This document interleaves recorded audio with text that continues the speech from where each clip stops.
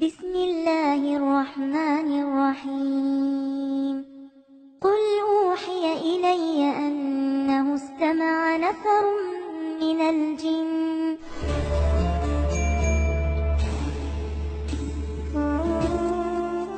قرآن سوي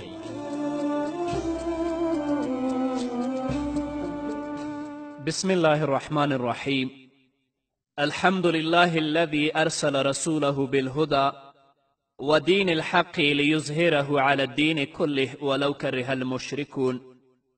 والصلاة والسلام على سيدنا محمد صلى الله عليه وسلم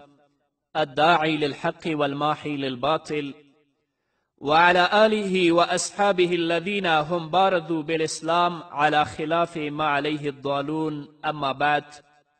قال الله تبارك وتعالى في كلامه المجيد أعوذ بالله من الشيطان الرجيم بسم الله الرحمن الرحيم والمحصنات من النساء إلا ما ملكت أيمانكم كتاب الله عليكم وأحل لكم ما وراء ذلكم أن تبتغوا بأموالكم محسنين غير مصافحين فما استمتعتم به منهن فآتوهن أجورهن فريضة ولا جناح عليكم فيما تراضيتم به من بعد الفريضة إن الله كان عليما حكيما صدق الله العظيم. قدرمنو اوریدونکو قرآن څه وایي د خپرونې مینوالو السلام علیکم ورحمت الله وبرکاته. ستاسو روغتیا او خوشحالي د پاک رب نه غواړم په دې هیله چې د صحت او عافیت جامې پر تن ولرئ او خوشحالي مو په برخه وي. دا دی زه محمد یاسین فهیم قرآن څه وایي خپرونه پیلوم. نو الله رب العزت فرمایي والمحصنات من النساء. دا عطف دی په ما قبل محرماتو باندې او په دې کې د محرمات سببیو نه اوم قسم ذکر کوي، یعنی تحریم په سبب د نکاح د غیر سره. هغه ښځه چې د بل چا په نکاح کې وي هغه هم په تاسو باندې حرامه ده. او دا قسمې د مخکې نه په جدا آیت کې ذکر که ځکه چې مخکې هغه ذکر کړل چې تحریم همیشه دی او دا قسم حرام همیشه نه دی تر څو چې د بل چا په نکاح کې وي نکاح ورسره حرامه ده، خو چې کله هغه طلاق ورکه عدت یې تیر شه بیا دې ښځو سره تاسو نکاح کولی شئ. مفسرینو لیکلي دي چې د قرآن کریم په لوستلو کې دا جایز نه دی چې دا آیت د مخکې آیت نه په ډېرې وقفې سره وروسته ولوستل شي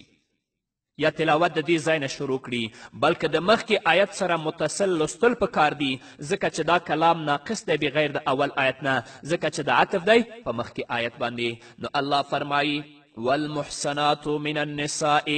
حرامې دي په تاسو باندې خاوندانو والا ښځې، یعنی کومه ښځې چې خاوندان لري هغه په تاسو باندې حرامې دي. محصنات دا د احسان نه مشتق دی او احسان د حسن نه دی او حسن په لغت کې منع کولو او بچ کولو ته ویل کیږي، لکه چې الله رب العزت په سورت انبیا کې اتیایم آیت کې فرمایي لتحسنکم من بأسکم.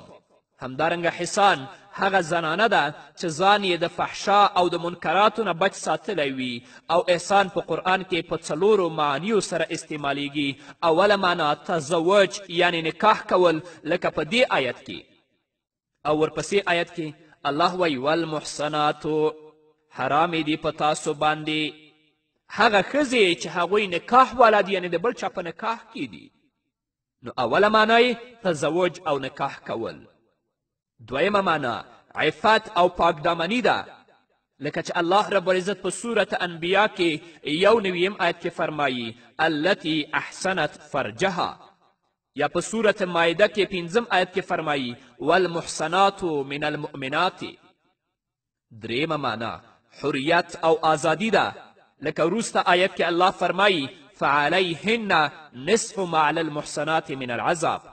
څلورمه معنا د احسان هغه اسلام دی، خو علامه قرطبي په خپل تفسیر کې لیکلی دي چې احسان په دې معنا سره په قرآن کې نه دی راغلی او په سنت کې وارد دی، لکن صاحب اللباب لیکلی چې په وروسته آیت کې چې الله فرمایي فاذا احسن مراد د دې نه اسلام دی. خو دلته مراد د محسنات نه اوله معنا ده چې هغه ښځه چې د بل سړي په نکاح کې وي حضرت ابو سعید خدری رضی الله تعالی عنه نه د حضرت ابو سعید خدری رضی الله تعالی عنه نه روایت دی چې دا د مشرکانو زنانو په باره کې نازل شوی چې هغوی کله مدینې منورې ته هجرت وکړه مسلمانانې شوې خاوندان مشرکان په مکې مکرمه کې پاتې شول نو مسلمانانو به د دې ښځو سره نکاح کوله بیا به چې کله خاوندان مسلمانان شول هجرت یې وکړه مدینې ته به راغلل نو الله رب العزت دې آیت سره د هغوی نکاح حرامه کړه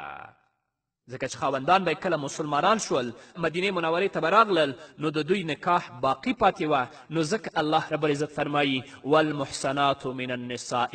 حرامې دي په تاسو باندې خاوندانو والا ښځې چې هغه د بل چا په نکاح کې دي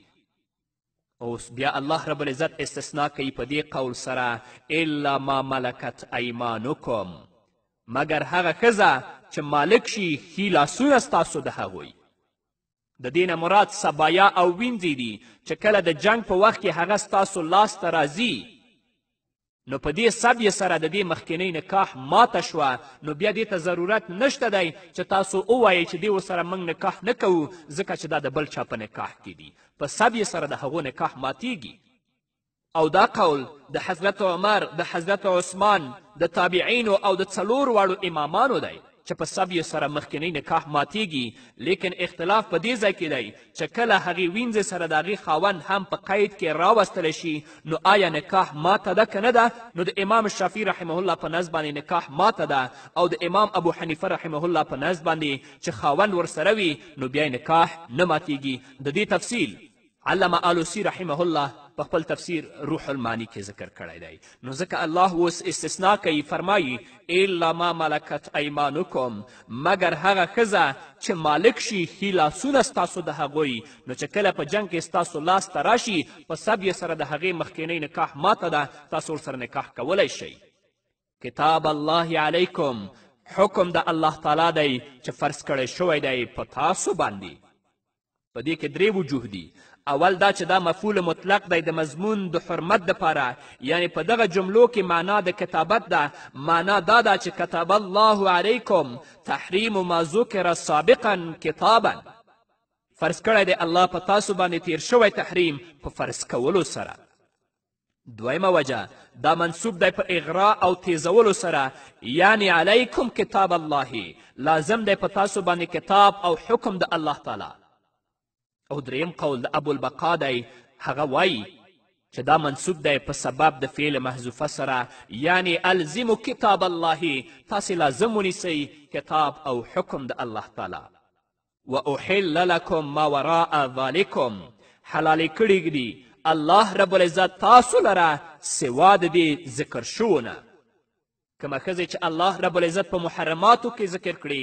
ما سوا د دې نه الله رب العزت نورې ښځې تاسو لپاره حلالې کړي دي د عطف دی په حرمت باندې یعنی وروسته د تحریم نه الله اوس تحلیل ذکر کوي که څوک دلته سوال وکړي چې دا لفظ و احل لکم ما وراء ذلکم دلالت کوي چې د دې قسمونو نه علاوه د نورو زنانو سره نکاح کول جایز دي او حال دا چې د ښځې او د امه ترمنځ جمع دا حرامه ده د ښځې او د خاله ترمنځ جمع دا حرامه ده همدارنګه نیاګانو سره نکاح حرامه ده همدارنګه رضایي خورزې سره رضایي ورېرې سره نکاح حرامه ده همدارنګه هغې ښځې سره چې د بل چا په عدت کې وي نکاح حرامه ده همدارنګه د پنځمې ښځې سره نکاح کول حرامه ده همدارنګه هغه ښځه چې طلاقه شوي په 3 طلاقو سره بغیر د تحلیل نه هغې سره نکاح حرامه ده او د احل لکم ما وراء ذلکم نه معلومیږي چې ما سوا د مخکینیو ذکر شوو نه دې ټولو سره نکاح حلاله ده د دې جواب زمونږ مفسرینو په ډیرو وجوهو سره ذکر کړی خو بهترین وجه هغه ده چې هغه ابو حیان په تفسیر بحر محیط کې ذکر کړی دا یوه وجه زه هم درته رانقلوم هغه جواب دا دی چې دا عموم خاص کړی شوی دی په نورو نصوصو سره هغه دا چې په باره د تحریم د 5مې ښځې او د طلاقې کړې شوې ښځې په 3 طلاقو سره بغیر د تحلیل نه او په زمانه د عدت کې نور آیتونه وارد دي او په باره د جمع کولو د ترور او د ورېرې او د خاله او د خورزې کې او په باره د تحریم د رضاعت سره سوا د رضاعي مور او خور نه احادیث صحیحه راغلي دي او دغه احادیث اخبار احاد نه دي بلکې مستفیض او مشهور دي او د اتو صحابه و کرامو نه نقل دي. همدارنګه تحریم د جمع کولو د خاله او د خورزې او همدارنګه د ورېرې او د امه د حضرت علی کرم الله وجهه، د حضرت عبدالله ابن عباس، د جابر ابن عمر، ابو موسی، ابو سعید، ابو هریره او عایشې رضی الله تعالی عنهم نه نقل دي او بعضو علما ویلي دي چې دا متواتر حدیث دی او علامه ابن عطیه ویلي دي چې په دې تحریم باندې اجماع ده. نو تخصیص د عموم د کتاب الله نه په صحیح متواتر او مشهور احادیث سره او په اجماع د صحابه سره اتفاقی مسئله ده. نو دلته چې الله وایي واحل لکم ما وراء ذلکم، ما ورا د هغه محرماتو نه چې ذکر شوي، اوس دلته جمع د خاله او د خورزې ترمنځ، جمع د ښځې او د امه ترمنځ او همدارنګه نکاح د 5مې ښځې، نکاح د هغې ښځې چې په عدت کې وي او نکاح د هغې ښځې چې هغه طلاقه شوي په 3 طلاقو سره بغیر د تحلیل نه، دا په نورو نصوصو د رسول الله صلی الله علیه وسلم په احادیثو سره ثابت دي.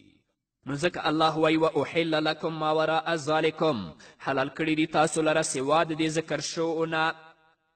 ان تبتغوا باموالکم، چې طلب کوئ تاسو په مالونو خپلو سره، محسنین غیر مصافحین، نکاح کوونکي یئ، یعنی تاسې نکاح کوونکي یئ نه یئ زنا کوونکي. ان تبتغوا باموالکم د دې په محل د اعراب کې 3 وجوه دي. اوله وجه دا چې دا بدل اشتمال دی د ما وراء ذلکم نه، نو په محل د رفع کې دی.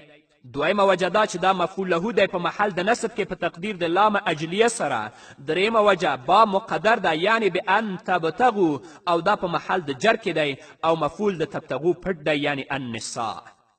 باموالکم کې با د عوض دپاره ده او د اموال نه مراد مهر عوض دی د نکاح دپاره. علامه قرطبي ویلي چې دا لفظ دلالت کوي چې مهر که لږ وي او که ډیر وي نو جایز دی او دا مذهب د جمهورو اهل علمو او اصحاب الحدیث دی. او امام شافعي رحمه الله ویلي چې هر یو سیز چې سمن د مبیعې یا د اجرت صلاحیت لري نو هغه مهر کیدی شي که لږ وي او که ډیر وي. نو معلومه شوه چې تعلیم د قرآن په بدل د نکاح کې مهر کیدی شي، ځکه چې اجرت په تعلیم د قرآن سره جایز دی او په دې باندې دلیل هغه مشهور حدیث دی چې په بخاري کې دی. او امام مالک رحمه الله ویلی دي چې کمه اندازه د مهر 3 درهمه یا د دینار 4مه حصه ده. او د امام ابو حنیفه رحمه الله قول دا دی چې د مهر کمه اندازه هغه 10 درهمه دی. نو ځکه الله رب العزت فرمایی ان تبتغوا باموالکم، طلب به کوئ تاسو په مالونو خپلو سره محسنینه نکاح کوونکي به یئ غیر مصافحین، تاسو به زنا کوونکي نه یاستئ. محسنین دا حال دی د فاعل د تبتغونه او غیر مصافحین دا دویم حال دی. صفحه په لغت کې بیولو ته ویل کیږي لکه دما مسفوحا او د سفاح نه دلته مراد زنا کول دي ځکه چې د زنا مقصد هم صرف اوبه تویول دي. او په دې کې تصریح ده چې مال په عوض د نکاح کې مراد دی او هغې ته مهر ویل کیږي. اجرت د زنا نه دی مراد ځکه چې هغه خو یقیني حرام دی. فما استمتعتم به منهن فآتوهن اجورهن فریضه، نو هغه زنانه چې فایده واخلی تاسو په دې مهر سره د هغوی نه نو ورکوئ هغوی ته مهرونه د هغوی، هغه مهرونه چې هغه مقرر کړي شوي دي. فما استمتعتم به منهن اجورهن فریده، مخکې جمله کې اشتراط یعنی شرط د مهر د نکاح دپاره ذکر کړی شو. نو اوس په دې جمله کې د هغې د پوره ایجاب دپاره سبب ذکر کوي چې هغه استمتاع او فایده اخیستل دي. استمتاع په لغت کې نفع حاصلول دي او په کوم څیز باندې چې نفع حاصلیږي نو هغه متاع وي. نو د جمهورو مفسرینو په نس د دې نه مراد جما کول دي وروسته د نکاح نه، په دلیل د دې سره چې مخکې لفظ د محسنین ذکر شو چې هغه دلالت کوي په نکاح کولو باندې. نو مقصد د جملې دا دی چې د نکاح نه وروسته د منکوحې ښځې نه فایده د جما واخیستله شوه نو د هغې کامل مهر په خاوند باندې واجب شو، اگر که د جما نه مخکې نیم مهر واجب دی. او د امام ابو حنیفه رحمه الله په نظر باندې په خلوت صحیحه سره هم ایجاب د ټول مهر راځي او بعضې مفسرینو ویلی دي چې د دې مراد متعه کول دي د ښځو سره او په یو قرائت کې دلته لفظ د الی اجل مسما ذکر دی نو په دې آیت سره متعه جائز ده لیکن هغه بیا منسوخ شوې ده د حضرت عایشې رضی الله عنها او قاسم بن محمد رضی الله تعالی عنه قول دی چې د دې تحریم او نسخه په قرآن سره ثابت ده لکه چې الله فرمایي والذین هم لفروجهم حافظون الا على ازواجهم او ما ملكت ايمانهم فانهم غیر ملومین فمن ابتغى وراء ذلك فاولئک هم العادون یعنی متعه نکاح نه ده او هغه مالک کېدل نه دي نو وراء ذلکه کې هغه شامل ده نو د متعې نکاح هغه منسوخه ده نو ځکه الله فرمایي ولا جناح علیکم نشته ګناه په تاسو باندې فیما تراضیتم به من بعد الفریضة نشته ګناه په تاسو باندې په هغه مهر کې چې رضا شئ تاسو په هغې سره وروسته د مقرر کولو نه په دې جمله کې وروسته د مقرر کولو او ایجاب کامل نه په هغې کې کمای او زیاتی کول یا معاف کول ذکر کوي په دې کې د زیاتی کولو دپاره رضا د خاوند شرط ده او د کمولو یا د معاف کولو دپاره رضا د ښځې شرط ده ان الله کان علیما حکیما یقینا الله تعالی پوه دی په هر څه او الله حکمتونو والا دی دا تاکید دی په ترغیب ورکولو کې تیر شویو احکامو منلو ته یعنی په دې کې ډیر حکمتونه دي چې د بندګانو د علم نه اوچت دي نور به واورو قدرمن اورېدونکو خو هغه د یوې دمې نه وروسته قدرمن اورېدونکو بیا هم زموږ سلامونه او نیکې هیلې ومنئ ومن لم یستطع منکم طولا أن ينكح المحسنات المؤمنات فمما ملكت أيمانكم من فتياتكم المؤمنات په دې آیت کې الله رب العزت دیارلسم حکم ذکر کوي وروسته د ذکر د تحریم او د تحلیل د آزادو ښځو نه په دې آیت کې د وینځو سره طریقه د تحلیل او د نکاح ذکر کوي او په دې کې ټولې 9 جملې دي اوله جمله ومن لم یستطع منکم طولا ان ینکح الله رب العزت فرمایي څوک چې نه لري ستاسو نه مالی طاقت چې نکاح وکړي د آزادو ښځو ایماندارو سره نو نکاح دې وکړي د هغې سره چې مالک وي ښي لاسونه ستاسو د وینځو ستاسو نه چې هغه ایماندارې وي یعنی که تاسو دا توان نه لرئ چې د آزادې او د اصیلې ښځې مهر ورکړئ نو کومه وینځې چې ستاسو ښي لاسونه د هغې مالکان دي هغو سره نکاح وکړئ دا په هغه صورت کې چې وینځه د بل چا وي تاسو مالک نه یاستئ ځکه که وینځه ستاسو په خپله ملکیت کې وي نو هلته بیا نکاح ته ضرورت نشته دی نو الله فرمایي ومن لم یستطع منکم طولا ان ینکح طول په اصل کې فضل او زیادت ته ویل کیږي او په دې کې 3 اقوال دي اول قول د حضرت عبدالله ابن عباس رضی الله تعالی عنه د امام مجاهد د سعید بن جبیر دی هغوی وایي چې طول په معنا د وسعت او فراخی د مال دی او همدارنګه طول غنا او قدرت ته هم ویل کیږي او دلته ترېنه مراد قدرت دی په مهر د آزاده ښځه باندې یعنی که د چا د دغه مهر طاقت نه وي نو بیا کولی شي چې هغه د وینځو سره نکاح وکړي دویم قول د حضرت امام ابو حنیفه رحمه الله او د امام ابو یوسف رحمه الله دی هغوی وایي چې طول په معنا د وجود د آزادې ښځې دی په نکاح د ده کې نو مقصد دا دی چې د چا په نکاح کې آزاده ښځه وي نو ده لره نکاح د وینځې سره جایز نه ده اگر چې وسعت ورسره نه وي او د عنت یعنی ځان په مشکل کې اچولو نه هم ویریږي دا قول د امام ابو حنیفه او د امام ابو یوسف دی دریم قول د قتاده نخعی عطا او د سفیان ثوری دی هغوی وایي چې طول صبر او زړورتیا ته ویل کیږي حاصل د دې قول دا دی چې سړی د یوې وینځې سره محبت او مینه لري خو دا ایریږي د هغې سره د عنت او د زنا نه نو ده لره جایز دي چې د هغې وینځې سره نکاح وکړي اگر که د ده سره وسعت د مال د نکاح د آزادې ښځې دپاره هم شته نو بنا په اول قول باندې نکاح د وینځې مشروط دی په 2 شرطونو سره اول دا چې وسعت مالی د آزادې ښځې د نکاح نه لري دویم دا چې هغه د زنا نه ایریږي نو اجتماع د دې دواړو شرطونو شرط ده پر د نکاح د چا د وینځې دا قول د جابر ابن عباس او عطا و طاووس امام شافعي امام مالک او امام احمد رحمهم الله دی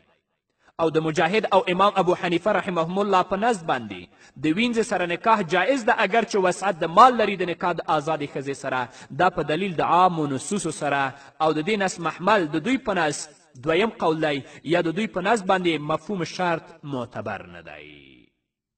نو ځکه الله رب العزت فرمایي ومن لم یستطع منکم طولا او څوک چې نه لري ستاسو نه مالی طاقت ان ینکح المحسنات المؤمنات چې نکاح وکړي د آزادو ښځو ایماندارو سره.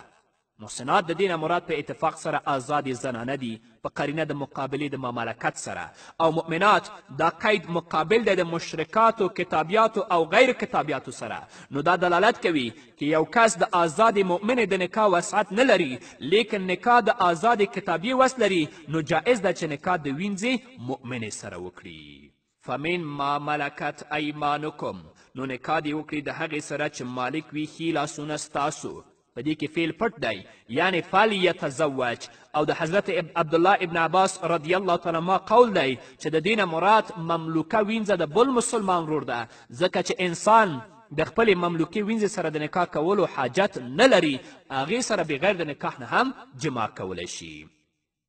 من فتیاتکم المؤمنات، د وینځو ستاسو نه چې ایماندارې وي. فتیات دا جمع د فتات ده، او عرب په خپله اصطلاح کې وینځې ته فتات وایي او مرئي ته فتا وایي. او د رسول الله صلی الله علیه وسلم په صحیح احادیثو کې دا هم وارد دي چې خپل مرئي او وینځې ته عبدي او امتي مه وایئ بلکې فتایا او فتائی ورته وایئ، او دا حکم استحبابي حکم دی. دویمه جمله والله اعلم بایمانکم، الله تعالی ښه پوه دی په ایمان ستاسو باندې. په دې جمله کې ترغیب د نکاح د وینځو ته وروسته د وجود د شرطونو نه، ځکه چې اکثره خلک د هغوی د نکاح نه مطلق نفرت کوي، حالانکه داسې نه ده. نو مقصد په دې جمله کې دا دی چې د وینځې سره د نکاح د جواز دپاره ظاهري ایمان پوره دی، او د زړه حساب خو الله تعالی پیژني، موږ د هغې په علم باندې نه یو مکلف. لیکن که تاسو د هغې نه ښکاره موجب د کفر او شرک وینئ نو په هغه صورت کې بیا تاسې ورسره نکاح مه کوئ. نو ځکه الله رب العزت فرمایي والله اعلم بایمانکم، الله تعالی ښه پوه دی په ایمان ستاسو باندې، نو تاسو د وینځو د نکاح نه کله هم نفرت مه کوئ. درېیمه جمله بعضکم من بعض، بعضې ستاسو نه د جنس د بعضې نه دي. په دې کې هم تانیث او رغبت دی نکاح د وینځو دپاره، او په دې کې رد دی په هغه چا باندې چې د فخر د نسبونو د وجې نه د وینځو د نکاح نه نفرت کوي. مقصد دا دی چې په جنس کې هم اشتراک دی، په دین کې هم اشتراک دی، نو د هغوی د نکاح نه مطلقا نفرت جائز نه دی. څلورمه جمله فانکحوهن باذن اهلهن، نکاح کوئ د دوی سره په اجازت د مولاګانو د دوی. دا شرط دی د نکاح د وینځې اگر چې سیبه او بالغه وي، او مراد د اهل نه اهل د ولایت دی یعنی مولا او مالک د هغې. او دا دلیل دی چې د وینځې د مولا د رضا نه بغیر د هغې سره نکاح باطله ده. او دا جمله دلیل دی چې په دې آیت کې د پردۍ وینځې بحث دی، د خپلې وینځې سره د نکاح ته حاجت نشته، لکه چې مخکې تاسو ته بیان شو. وآتوهن اجورهن، دا پنځمه جمله ده. د اجور نه مراد مهر دی، مساوي یا مهر مثل وي، یا د دې نه مراد نفقه ده. د اکثرو اهل علمو په نزد د دې مهر مالک به مالک د وینځې وي، او نسبت ځکه وینځې ته شوی دی چې د مهر سبب دغه وینځه ده، او د امام مالک رحمه الله په نزد باندې دا ملکیت د ښځې او د وینځې دی. بالمعروف د دې نه مراد موافق د شرع او د سنت سره. محسنات دلته مراد د احسان نه هغه شرعي نکاح ده یا په معنا د پاک دامني ده. او مصافحات صفاح په ښکاره سره زنا کول دي. د جاهلیت والاو دا عادت و چې بعضو وینځو به په خپلو ځایونو باندې جنډې او نښې لګولې وي. نو الله وایي وآتوهن، ورکوئ دوی ته اجورهن، مهرونه د دوی، بالمعروف په ښه طریقې سره، محسنات، دوی به بندې کړې شوي وي په نکاح کې، غیر مصافحات، نه به ښکاره زنا کوي، ولا متخذات اخدان، او نه به نیسي پټې دوستانې. اخدان جمع د خدن ده، پټ دوست او بدکاري ته ویل کیږي. نو مصافحات هغه دي چې ښکاره بدکاري کوي، او متخذات اخدان هغه دي چې په پټه بدکاري کوي، او الله د دواړو نه نهیې کړي، لکه چې الله فرمایي ولا تقربوا الفواحش ما ظهر منها وما بطن. یا مصافحات عام زنا کوونکي دي، او متخذات اخدان هغه دي چې یو مخصوص شخص سره زنا کوي. شپږمه جمله فاذا احصن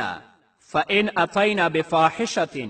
فعلیهن نصف ما علی المحصنات من العذاب. نو کله چې دوی سره نکاح وکړی شي نو که دوی بیا راتلل وکړل په بدکاري زنا یې وکړه د وینځو فعلیهن نو په دوی باندې لازمه ده نصف ما علی المحصنات من العذاب نیم د هغې نه چې واجب ده په آزادو ښځو د سزا د حد درو وهلو. چې کله باکره زنا وکړي آزاده هغه به 100 درې وهل کیږي، اما چې کله وینځه زنا وکړي نو په هغه صورت کې هغه 50 درې وهل کیږي. همدارنګه په حد قذف او په حد شرب کې که دا کار آزاده ښځه وکړي هغې لپاره 80 درې دي، اما که دا کار وینځه وکړي نو په هغه صورت کې دې لپاره بیا 40 درې دي. او حکمت دا دی چې عقوبت په مقدار د نعمت سره واجبیږي، نو مملوکانو باندې نیم نعمت دی نو انعقاب هم نیم دی. او دا حکم ریانو ته هم شامل دی په طریقه د دلالت النص سره. که یو غلام هم زنا وکړي هغه به 50 درې وهل کیږي، او که یو غلام شراب وسکي یا چا پسې قذف وکړي نو چې کله هغه درې وهل کیږي هغه به 40 درې 80 درې به نه وي. اومه جمله ذالک لمن خشی العنته، دا نکاح د وینځې هغه چا لره ده چې ایریږي د زنا کولو نه منکم ستاسو نه. په دې کې د وینځې د نکاح لپاره وروسته د عدم طول نه دویم شرط ذکر کوي، او ذالکه اشاره ده د مؤمن نکاح ته په وخت د عدم طول کې. عنت په اصل کې هډوکي ماتول دي وروسته د جوړېدلو نه، او په معنا د مطلقه مشقت سره استعمالیږي، لکه په دې قول د الله تعالی کې لو شاء الله لأعنتکم، او دلته د عنت نه مراد زنا کول دي ځکه چې هغه سبب د عذاب دنیوي او اخروي دي، هډوکي ماتوي. او علامه ابن کثیر ویلی دی چې مراد دا دی چې نکاح د وینځو سره په مخکینیو شرطونو سره هغه چا لره جایز ده چې د زنا کولو نه په ځان باندې یریږي او جما نه صبر کول ورته ګران وي. او د بعضې اهل علمو په نظر باندې لام دپاره د تخصیص د جواز دی، او د بعضو په نظر باندې لام صرف د نفي دپاره دی. اتمه جمله وان تصبروا خیر لکم، او صبر کول د ستاسو د نکاح د وینځو نه غوره دي ستاسو لپاره. یعنی که یو انسان په ځان باندې مجاهده وکړي او د بدکاري او د زنا نه ځان بچ وساتي او د وینځې د نکاح نه صبر وکړي نو په دې کې ډیر خیر او فایدې دي، ځکه چې اولاد به یې د مریوالي او د غلامیت نه خلاص شي. نهمه جمله والله غفور رحیم، الله رب العزت چې دی بخونکی او رحم کوونکی ذات دی. علامه آلوسی په روح المانی خپل تفسیر کې لیکلی دي چې په دې جمله کې هم مقصد نفرت ورکول دي د نکاح د وینځې نه، گویا چې دا یوه ګناه ده. یرید الله لیبین لکم ویهدیکم سنن الذین من قبلکم ویتوب علیکم والله علیم حکیم. دا به واورو خو د یوې دمې نه وروسته. قدرمنو اوریدونکو، بیا هم زموږ سلامونه او نیکې هیلې ومنئ. يريد الله ليبين لكم ويهديكم سنن الذين من قبلكم ويتوب عليكم والله عليم حكيم. په دې راتلونکو 3 آیتونو کې ترغیب دی تعمیل د هغو احکامو د الله تعالی ته چې کوم مخکې ذکر شوي دي. او په دې آیت کې الله رب العزت 3 فایدې ذکر کړي دي. اوله فایده یرید الله، غواړي الله تعالی لیبین لکم چې بیان وکړي تاسو ته د احکامو خپلو. د سبحی او د جمهورو بصریانو مذهب دا دی چې دلته مفعول پټ دی، یعنی تحلیل ما احله و تحریم ما حرمه، حلالول د هغې چې حلال کړي دي او حرامول د هغې چې حرام کړي دي، او دغه پټ ته مراد ویل کیږي. نو الله رب العزت غواړي چې بیان وکړي تاسو ته د احکامو خپلو. دویمه فایده ویهدیکم سنن الذین من قبلکم، او وښایي تاسو ته طریقې د هغه کسانو چې مخکې ستاسو نه ول. سنن جمع د سنت ده او په معنا د طریقې سره ده، او په الذین من قبلکم سره مراد تیر شوي انبیا علیهم الصلاة والسلام او صالحین دي. او په دې کې زموږ مفسرینو 3 توجیحات ذکر کړي دي. اوله توجیه علامه آلوسی په خپل تفسیر روح المانی کې ذکر کړي، هغه دا چې مراد دا نه دی چې بعینه د احکام په مخکینیو شریعتونو کې ول، بلکې دا د هغې د جنس او د نوع نه دي په مصلحتونو کې. نو په دې کې لفظ د مثل یا لفظ د جنس هغه محذوف او پټ دی. دویمه توجیه دا ده چې دا احکام چې په دې صورت کې د یتیمانو، سفهاو او زنانو په باره کې او د نکاح او د میراث په باره کې ذکر شول، دا بعینها په مخکې شریعتونو کې ول. همدارنګه علامه قاسمي په خپل تفسیر کې ذکر کړي دي چې په دې تیر شوو آیتونو کې چې څه ذکر شول نو داسې احکام په مخکینیو ملتونو کې هم ول. درېیمه توجیه علامه قرطبي په خپل تفسیر کې ذکر کړې ده چې په اوله جمله کې ترغیب و او په دې کې تخویف دی، او د الذین من قبلکم نه مراد تکذیب کوونکي دي، او یهدیکم نه مراد خبر ورکول دي، او سنن کې د هغوی عذابونو ته اشاره ده. درېیمه فایده ویتوب علیکم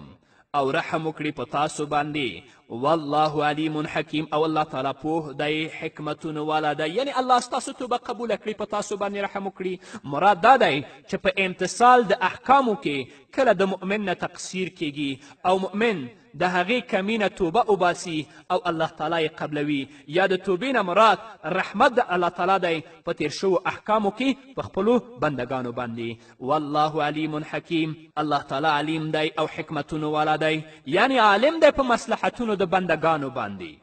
او د الله رب العزت حکمونه د دنیوي او اخروي حکمتونو نه ډک دي او په هغه کې ډېرې فایدې پرتې دي.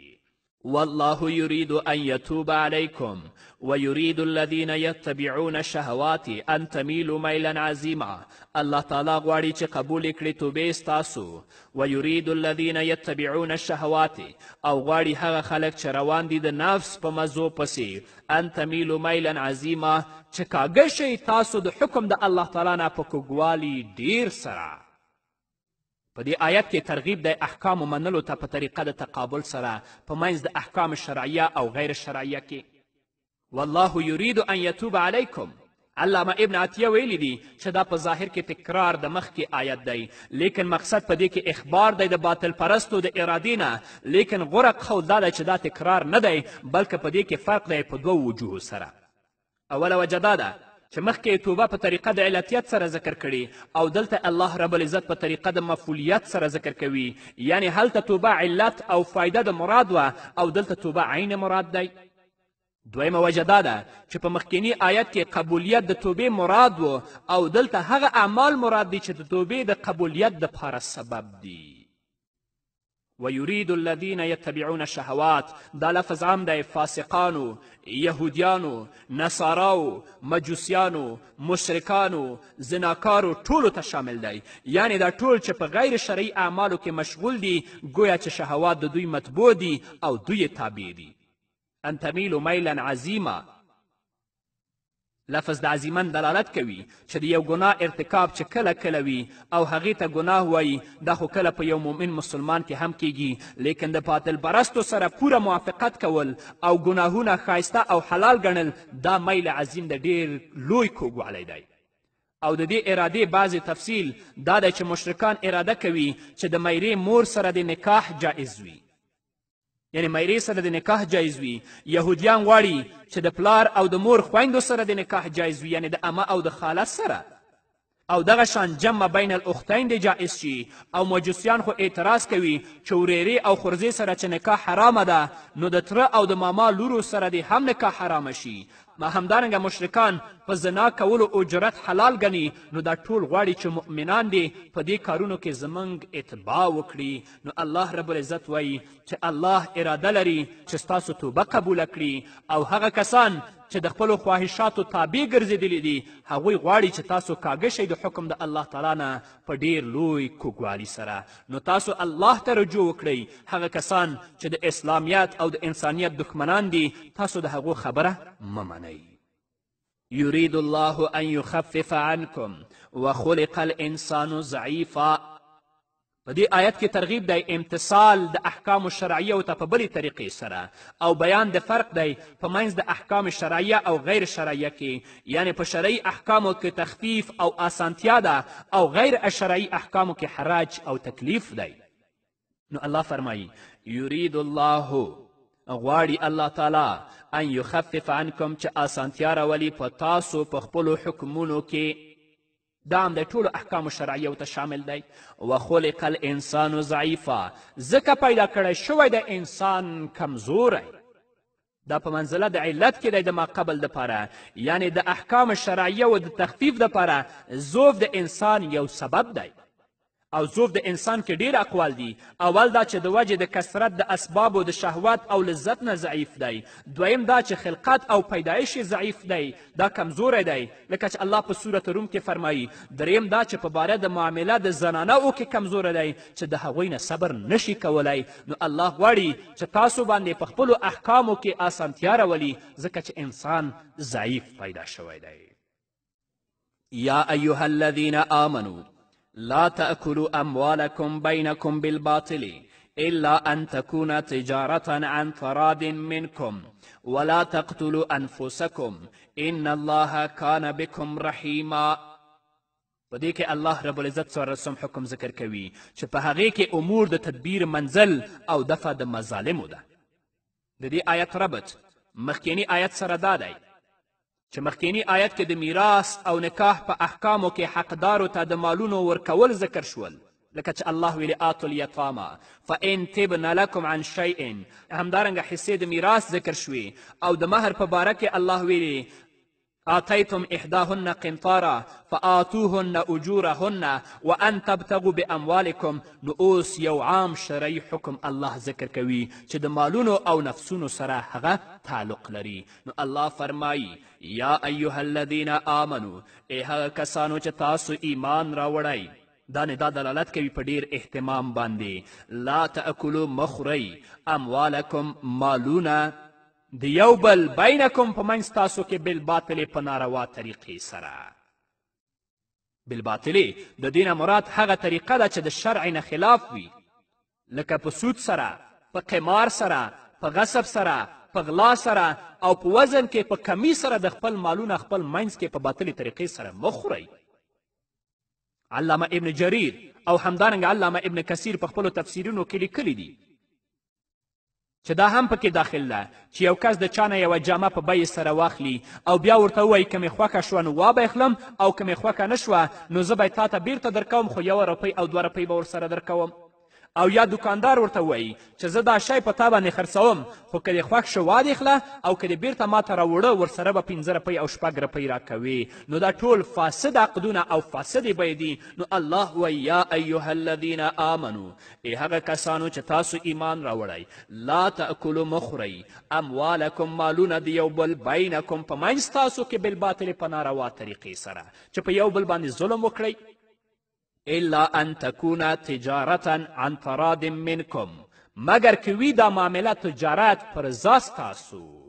دا استثناء منقطع ده ځکه چې تجارت شرعي په باطل کې داخل نه دی او ضمیر د تکونه اموال ته راجع دی. که تاسو په خپل منځ کې تجارت لرئ، شریک یاستئ، هلته که د تجارت مال نه څه نه څه خورئ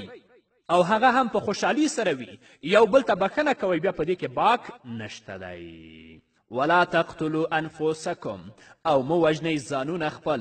ان الله کان بکم رحیما، یقینا الله تعالی په تاسو باندې مهربان دی. ولا تقتلوا انفسکم، مو وژنئ ځانونه خپل.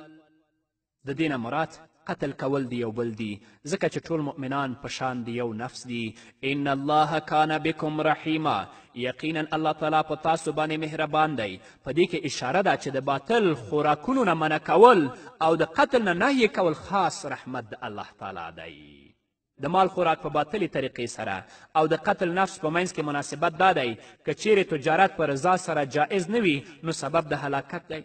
او که په باطلې طریقې سره د یو بل مالونه خوړل جایز وي نو دا هم سبب د هلاکت د نفسونو دی چې خلکو به د یو بل سره جنگ و جګړه کوله او قتل قتال به پکې کېده. نو مناسبت یې دا دی.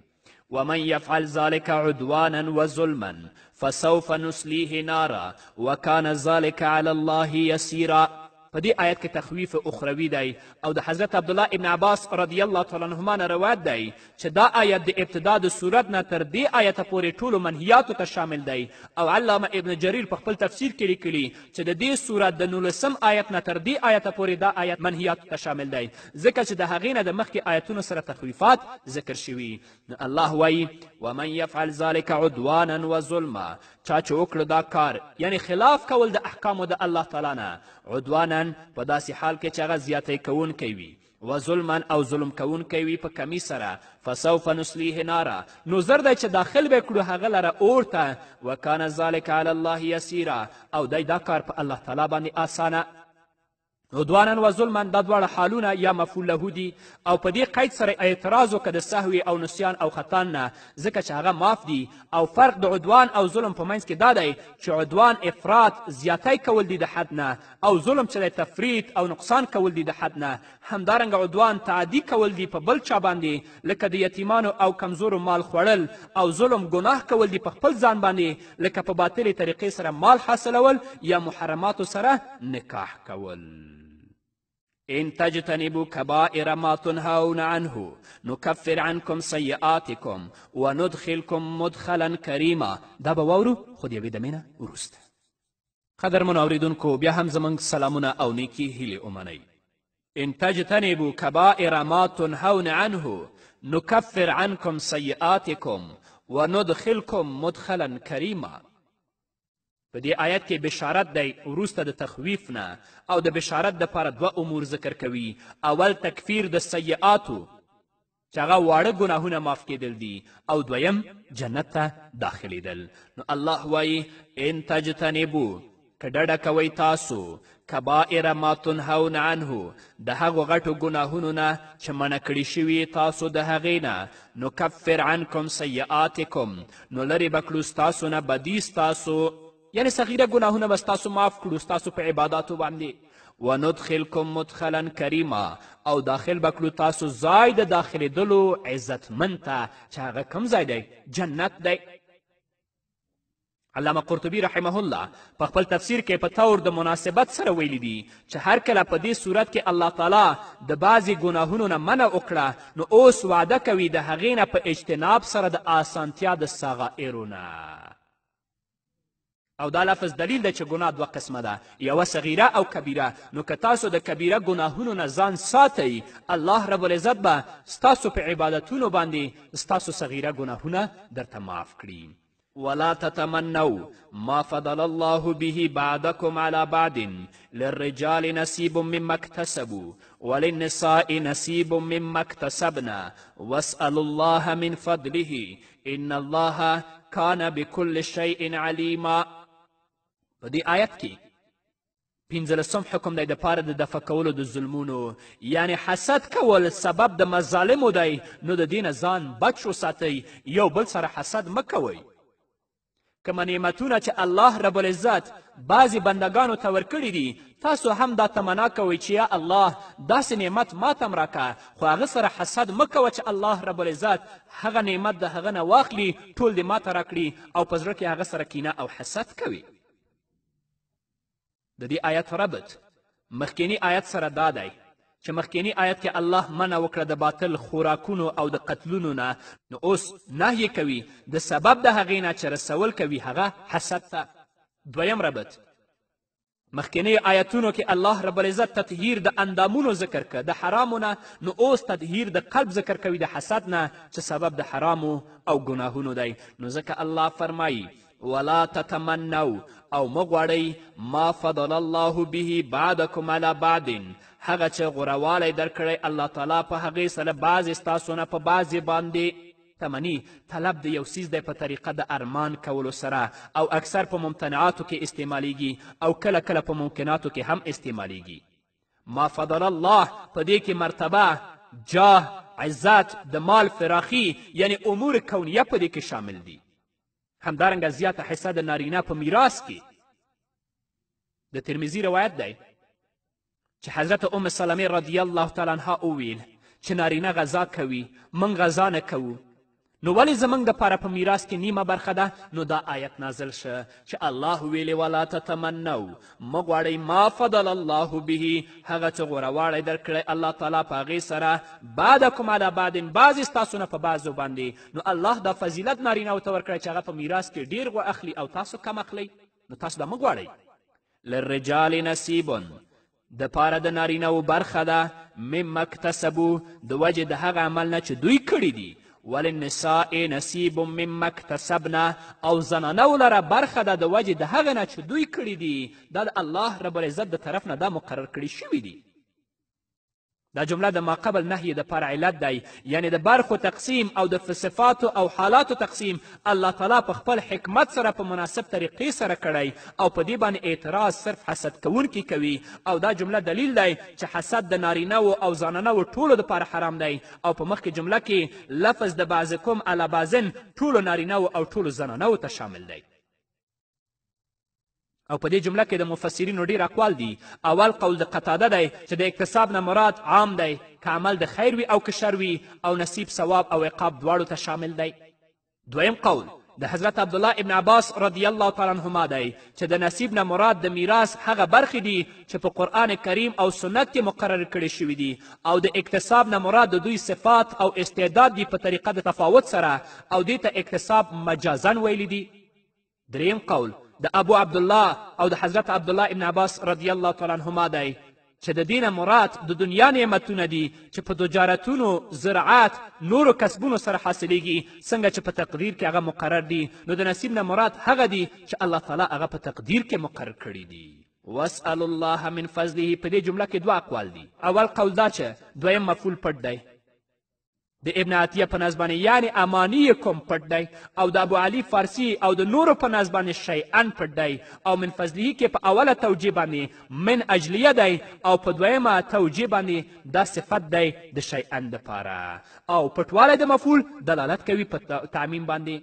دویم قول دا دی چې من زیاتی دی، او دا قول د اخفش دی، او دا امر مقابل د تمنی دی، یعنی په تمنا کولو سره هیڅ نه حاصلیږي، بلکې د الله تعالی نه سوال کوئ او دعا وغواړئ، نو الله رب العزت د ستاسو دعا قبلوي او الله رب العزت تاسو ته درکوي. نو ځکه فرمایي چې واسأل الله من فضله، غواړئ د الله تعالی د فضل د هغه نه. ان الله کان بکل شیء علیما، یقینا الله تعالی په هر څیز باندې پوه او عالم دی. ولكل جعلنا موالي مما ترك الوالدان والأقربون والذين عقدت أيمانكم فآتوهم نصيبهم إن الله كان على كل شيء شهيدا. په دې آیت کې 14 حکم دی د میراث په باره کې د ظلم د دفع کولو دپاره، او د دې ربط مخکینی آیت سره دا دی چې دا علت دی د لا تتمنوا ما فضل الله دپاره، یعنی د بل چا په مال کې تمه مه کوئ که ژوندی وي او که مړ وي، ځکه چې الله تعالی د هغې حقدار مقرر کړي دي. دویم ربط دا دی چې یا دا متعلق دی د للرجال نصیبون سره، یعنی دغه نصیب او برخه د میراث په ولایت د ولادت او قرابت پورې متعلق دی. نو ځکه فرمایي ولکل جعلنا، دپاره د هر چا مقرر کړي دي موږ موالیه وارثان مما ترک الوالدان والاقربون، د هغه مال چې پرېښودلی وي مور او پلار او خپلوانو. والذین عقدت ایمانکم فآتوهم نصیبهم، او هغه کسان چې کلک شوي دي قسمونه ستاسو د هغوی سره، فآتوهم نصیبهم، نو ورکوئ هغوی ته برخه د هغوی. والذین عقدت ایمانکم فآتوهم نصیبهم، یا د عطف دی په والدان باندې.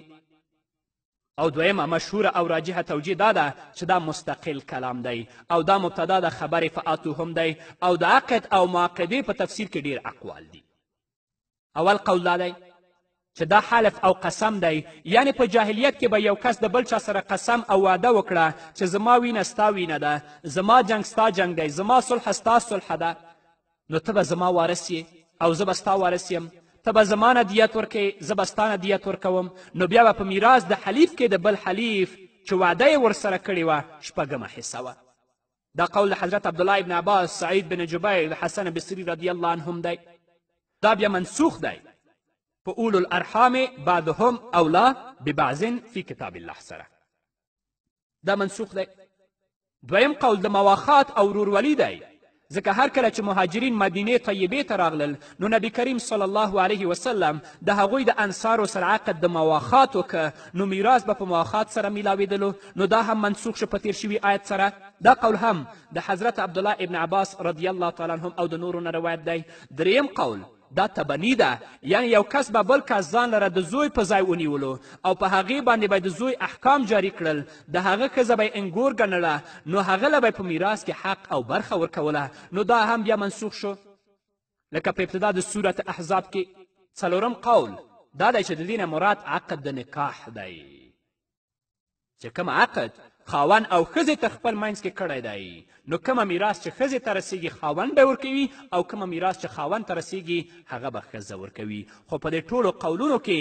غوره قول هغه اول قول دی نو ځکه الله فرمایي والذین عقدت ایمانکم فاتوهم نصیبهم ان الله کان علی کل شیء شهیدا یقینا الله تعالی په هر څیز باندې حاضر او ناظر دی شهید په معنا د عالم خبر لرونکی او لیدونکی په دې جمله کې ترغیب دی اطاعت کوونکو ته او تخفیف دی عصیان او نافرمانی کوونکو ته اوس به راشو ترجمه به د سر نه تر پایه پورې بیا واورو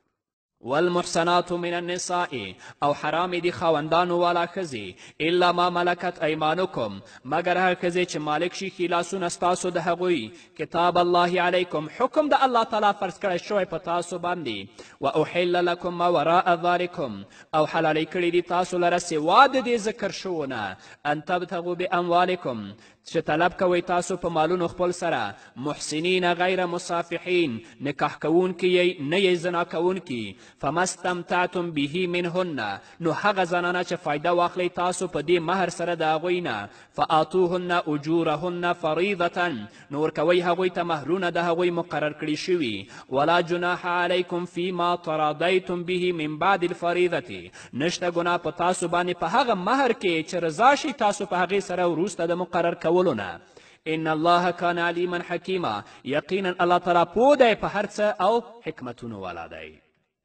ومن لم يستطع منكم طولا او څوک چې نه لري ستاسو نه مالی طاقت ان ينکح المحصنات المؤمنات چې نکاح وکړي د آزادو ښځو ایماندارو سره فمن ما ملکت ایمانکم نو نکاح دې وکړي د هغه سره چې مالک وي ښي لاسونه ستاسو من فتیاتکم المؤمنات د وینځو ستاسو نه چې ایماندارې وي والله اعلم بایمانکم او الله تعالی ښه پوه دی په ایمان ستاسو بعضکم من بعض ستاسو نه د جنس د بعضو نه دي فانکحوهن باذن اهلهن نو نکاح کوئ د دوی سره په اجازت د مولاګانو د دوی و آتوهن اجورهن بالمعروف او ورکوئ دوی ته مهرونه د دوی په ښه طریقې سره محسنات غیر مصافحات ولا متخذات اخدان بندي کړي شوي به وي په نکاح کې نه به ښکاره زنا کوي او نه به نیسي پټې دوستانې فاذا احسن نو کله چې دوی سره نکاح وکړی شي فان اتینا بفاحشة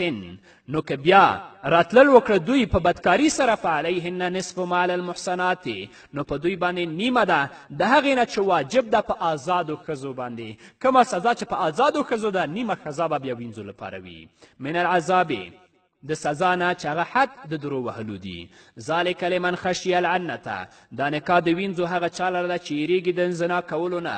منکم ستاسو نه وان تصبروا خیر لکم او صبر کو ستاسو د نکاح د وینځ نه غوره دي ستاسو لره والله غفور رحیم الله تعالی بخښونکی دی او رحم کوونکی دی يريد الله ليبين لكم ويهديكم سنن الذين من قبلكم غواړي الله تعالی چې بیان وکړي تاسو د احکامو خپلو او وښایي تاسو طریقې د هغو کسانو چې مخکې ستاسو نه ول ویتوب علیکم والله علیم حکیم او رحم وکړي په تاسو باندې یعنی توبه ستاسو قبوله کړي او الله تعالی پوه دی حکمت والا دی والله يريد ان يتوب عليكم الله تعالی غواړي چې قبول کړي توبې ستاسو ويريد الذين يتبعون الشهوات او غواړي هغه خلک چې روان دي د نفسونو په مزو پسې یعنی تابع د شهواتو دي ان تمیلوا میلا عظیما چې کاږه شئ تاسو د حکم د الله تعالی نه په کوږوالي ډیر سره يريد الله ان يخفف عنكم غواړي الله تعالی چې اسانتیا راولي په تاسو په خپلو حکمونو کې وخلق الانسان ضعیفا ځکه پیدا کړی شوی دی انسان کمزوری یا ایها الذین آمنوا ای هغه کسانو چې تاسو ایمان راوړی لا تأکلوا اموالکم بینکم بالباطل مخورئ مالونه د یو بل په منځ تاسو کې په ناروا سره الا ان تکونه تجارة عن تراض منکم مګر که وي دا معامله تجارت په رضا ستاسو ولا تقتلوا انفسکم او مه وژنئ ځانونه خپل ان الله کان بکم رحیما یقینا الله تعالی په تاسو باندې مهربان دی ومن يفعل ذلك عدوانا وظلما او چا چې وکړه دا کار یعنی خلاف کول د احکامو نه په داسې حال کې چې هغه زیاتی کوونکی وي و ظلما یا ظلم کوونکی وي په کمي سره فسوف نصلیه نارا نو زر دی چې داخل به کړو هغه لره اور ته وکان ذلک علی الله یسیرا او دی دا کار په الله تعالی باندې اسانه یعنی ستاسو اور ته داخلول په الله باندې اسانه دي ان تجتنبوا کبائر ما تنهون عنه که ډډه کوئ تاسو د هغه غټو ګناهونو نه چې منع کړي شوي تاسو د هغې نه نکفر عنکم سیئاتکم نو لرې به کړو ستاسو نه بدي ستاسو وندخلکم مدخلا کریما او داخل به کړو تاسو ځای د داخلېدلو عزتمند ته چې هغه جنت دی ولا تتمنوا ما فضل الله به بعدکم على بعد او مه غواړئ هغه څه غورهوالی درکړی الله تعالی په هغې سره بعضې ستاسو نه په بعضو باندې للرجال نصیبون دپاره د نارینهو برخه ده مما اکتسبو د وجې د هغه عمل نه چې دوی کړی وللنساء نصیب مما اکتسبنا او زنانو لره برخه ده د وجې د هغه نه چې دوی کړی واسأل الله من فضله او غواړئ د الله تعالی د فضل د هغه نه ان الله کان بكل شیء علیما یقینا الله تعالی په هر چیز باندې پوه او عالم دی ولکل جعلنا موالیا او د پاره د هر چا مقرر کړي دي موږ وارثان مما ترک الوالدان والاقربون د هغه مال چې پرېښودلی وي مور او پلار او خپلوانو والذین عقدت ایمانکم او هغه کسان چې کلک شوي دي قسمونه ستاسو فآتوهم نصیبهم نور کوئ هغو ته برخه د هغوی ان الله کان علی کل شیء شهیدا یقینا الله تعالی په هر څیز باندې حاضر او ناظر او عالم او لیدونکی دی نو قدرمنو اورېدونکو دا به زموږ د نن ورځې خپرونه چې ستاسو درانه حضور ته وړاندې شوه تر بلې خپرونې پورې چې زه بیا هم ستاسو درانه حضور ته راځم تاسو ټول په پاک رب سپارم پاتې ژوندم نیکمرغه ښاد بریالي او کامیاب اوسئ ځینې خلک به دا ګمان کوي چې د غریب لپاره به څه تخفیف وي خو داسې نه ده هر چا چې د سود معامله وکړه هغه مجرم دی سود نه یوازې دا چې د آخرت د بربادي لامل جوړیږي بلکې په دې دنیا کې هم انسان د ذلت او رسوایی سره مخ کوي په دې دنیا کې د سود له کم څخه کم تاوان دا دی چې د انسان له مال او شتو څخه برکت له منځه ځي موږ ډېر داسې سوداګر او تجاران لیدلي چې د سود کولو له امله هر څه له منځه تللي دي کاروبار خراب شوی او د یوې روپۍ لپاره سوال کولو ته خوله ورانه شوې ده که څه هم په ښکاره ورته د روپو شمار کولو پر وخت خپل مال ډیر ښکاري خو په اصل کې مال کم او بې برکته دی لکه څنګه چې نبي کریم صلی الله علیه وسلم فرمایي که څه هم د سود مال په ښکاره توګه ډیر ښکاري مګر پای کمی او قلت دی که سړي په کورنیو کې د سود نه لاس نه اخلي نو زموږ هغه مسلمانانې خویندې چې په دې کورنیو کې استیږي او ژوند کوي باید هغوی خپل پلرونه خپل خاوندان او خپل ورونه د دې فاسد او د دې خبیث عمل نه منع کړي او د دې مخه ونیسي سود لږ وي او که ډېر وي دا حرام دی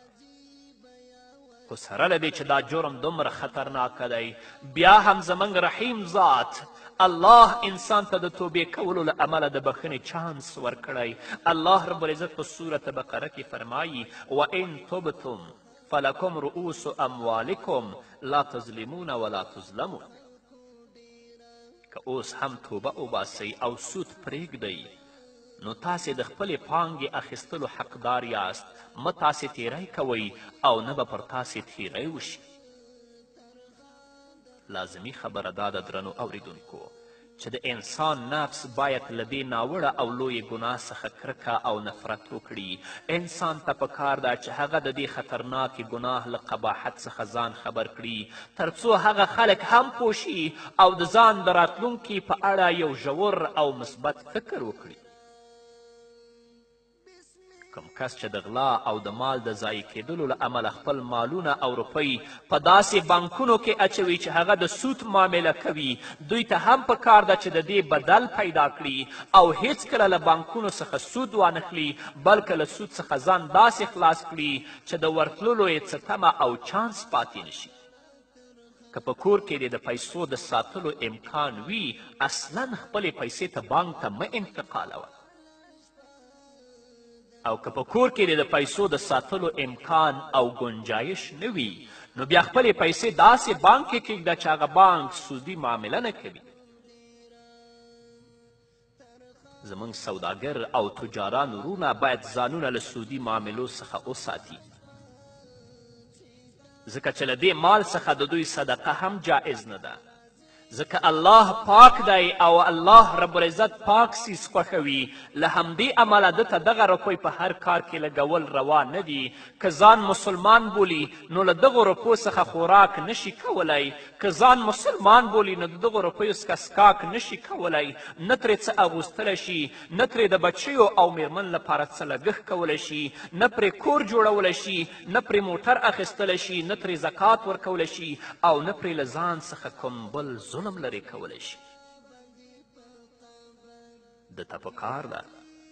چې د الله رب العزت د ویرې له امله د سود څخه لاس په سر شي او د تل لپاره ترې ځان وساتي تر څو یې الله رب العزت وبخي. حقیقت دا دی چې کم کس د حفاظت او د ساتلو په نیت په بانکونو کې روپۍ واچوي او بیا ترې ګټه اخلي نو دا هم حرام او ناروا کار دی، ځکه حفاظت یوازې او یوازې د الله په واک کې دی. دا یوازې شیطاني وسوسه او هڅونه ده چې په بانک کې روپۍ واچوه. هغه بانک هم بیا سودي بانک. موږ ډېرې داسې پیښې لیدلي چې د شپې په یو کور باندې غله اوښتي وي، له هغو نه یې د روپو پوښتنه کړې وي چې روپۍ چیرته دي، د کور څښتن ورته ووایي روپۍ په کور کې نشته، په بانک کې دي. نو ډاکو او غل راپاڅېدلی او د کور مشر کس یې یرغمل کړی دی، تر دې چې د کور بل کس دې ته مجبوره شوی چې غله ته له بانک څخه روپۍ راوړي او خپل پلار یا خپل ورور د غلو د لاسه راخوشي کړي. نو ای د الله بندګانو، د روپو ډیرولو لپاره بهانې مه جوړوئ، په ځان باندې قبر مه تنګوئ، له الله رب العزت څخه ویره وکړئ او ځانونه د هغو خلکو معاونین مه جوړوئ کوم چې د سود معاملې کوي، ځکه هغه کسان چې د سود معاملې کوي الله رب العزت او محمد رسول الله صلی الله علیه وسلم هغو سره اعلان د جنګ کړی، لکه چې الله فرمایي فإن لم تفعلوا فأذنوا بحرب من الله ورسوله. یو مړۍ حلاله ډوډۍ چې الله رب العزت تاسو ته درکوي په هغې باندې قناعت وکړئ، په هغې باندې صبر وکړئ. په دنیا کې څوک د ولږې نه دي مړ شوي، الله روزي درکوي، که نه درکوي بیا به مرګ درکوي. نو د سود په معاملې باندې او د سود په پیسو باندې خپل ځان او خپل اولاد مه تقویه او مه تغذیه کوه، ځکه بیا به د جهنم د اور وړ وګرځئ، جنت به په تا باندې حرام وي. نو زما توصیه هغو کسانو ته چې په سودي بانکونو کې ګاردان دي، چوکیداران دي، آشپزان دي، کارکوونکي دي، کمپیوټر کاران دي، دا دي چې هغوی د الله نه وویریږي، دا دنده دې پرېږدي. ځکه په تاسې باندې رسول الله لعنت ویلی او چې په چا باندې رسول الله لعنت ووایي د هغې لارې نه چې څوک پیسې راوړي هغه پیسې به بیا څنګه پیسې وي. الله رب العزت دې زموږ او ستاسو د ټولو په حال باندې الله رحم وکړي او الله رب العزت دې موږ د سود د معاملې نه په خپل حفظ و امان کې وساتي. په همدې هیله درنو اوریدونکو نور به واورو خو دې ویدمې نه د خلکو ډیره ترخه د خلکو ډیره د مرګي اوله شپه چې تا بندي ترخه د خلکو ډیره د مرګي اوله شپه چې تا بندي په قبر کې راځي اوله شپه ترخه د خلکو ډیره ترخه د خلکو ډیره د مرګي اوله شپه چې تا بندي په قبر کې راځي اوله شپه. درنو اوریدونکو بیا هم زموږ سلامونه ومنئ. د ناوړه ګناهونو له جملې څخه یوه ناوړه ګناه د پلورلو او د خرڅولو پر وخت د جنس عیب پټول دي. رسول الله صلی الله علیه وسلم د خوراکي توکو له یوې ډیرۍ سره په خوا کې تیرېده. نبی کریم صلی الله علیه وسلم د خوراکي توکو په ډیرۍ کې لاس دننه که چې له امله د نبی کریم صلی الله علیه وسلم لاس لوند شه، یعنې د لوندوالي احساس یې وکه. رسول الله صلی الله علیه وسلم وفرمایل ما هذا یا صاحب الطعام، ای د خوراکي توکو پلورونکیه، ای د خوراکي توکو صاحبه دا څه دي؟ هغه سړي ځواب ورکړ ای د الله رسوله په دې باندې باران شوی ځکه داسې لامده ښکاري. محمد رسول الله ورته وفرمیل افلا جعلته فوق الطعام حتی یراه الناس، تا ولې دا لامده خوراکي توکي د خوراکي توکو د پاسه نه ایښودل چې خلکو لیدلی وای او پوه شوي وای. د دې نه وروسته بیا نبي کریم صلی الله علیه وسلم وفرمیل من غش فلیس منا، څوک چې خیانت وکړي هغه له موږ څخه نه دی. په اوسني عصر کې دغه کار په پراخه پیمانه روان دی، ځکه اوس د جنس عیب پټولو لپاره داسې وسیلې او اسباب راوتلي چې انسان ته پته او معلومات نه لګیږي چې کم ښه دی او کم خراب دی. د بیلګې په توګه داسې سټیکرې او ټاپې راوتلي دي چې په جنس ولګي نو د اصلي او بدل پته یې نه لګي. ډېر داسې سوداګر او تجاران شته چې عیب لرونکي شیان د بې عیبه مال لاندې ږدي. ځینې خلک کیمیاوي مواد استعمالوي او د جنس عیب پټوي. ځینې داسې سوداګر هم شته چې د جنس د عیب پټولو لپاره له داسې موادو یا له داسې طریقې څخه کار اخلي چې کله پیرودونکی د جنس بیرته ورکولو لپاره راځي نو په دومره وخت کې جنس بیخي له منځه تللی وي. خلکو سره به الله د آخرت په ورځ باندې سخت حساب کوي. الله به ترې پوښتنه کوي. داسې سوداګر او تجاران هم شته چې خرابې وریجې د ښو وریجو سره ګډې کړي او په خلکو باندې د ښو وریجو په نامه باندې خرڅې کړي. الله به درنه پوښتنه نه کوي. داسې سوداګر هم شته چې هغوی وړو سره د وریجو وړه یا نور خراب وړه ګډوي او په خلکو باندې خرڅوي، خلک دوکه کوي. الله به تا نه پوښتنه نه کوي. داسې سوداګر خو هم شته چې په بوجیو کې نیم کیلو او 1 کیلو وزن کموي. د آخرت په ورځ به د الله په حضور کې نه درېږي. الله وی ویل للمطففین، داسې خلکو لپاره هلاکت دی. د تیلو تجاران خو بیا داسې دي چې په تیلو کې رنګ ور واچوي یا هغه پمپونه چې تیل خرڅوي د خلکو نه لیټر او اندازه کې غلا وکړي. داسې دنیا زوال ده، داسې دنیا د الله عذاب دی. دا مار دی د آخرت په ورځ به دې په غاړه کې پروت وي. نه که په لږو باندې قناعت وکړه، 1 روپۍ وګټه، حلاله یې وګټه او د سمې لار نه یې وګټه. ځینې داسې ظالم خلک هم شته چې د مال د خرابېدو تاریخ بدلوي او اکثره دا کار په صحیح برخه کې ډیر دی، یعنی په دواییو کې.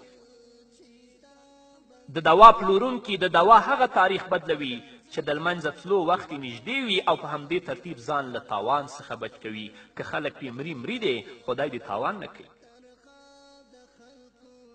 ځینې سوداګر بیا داسې هم شته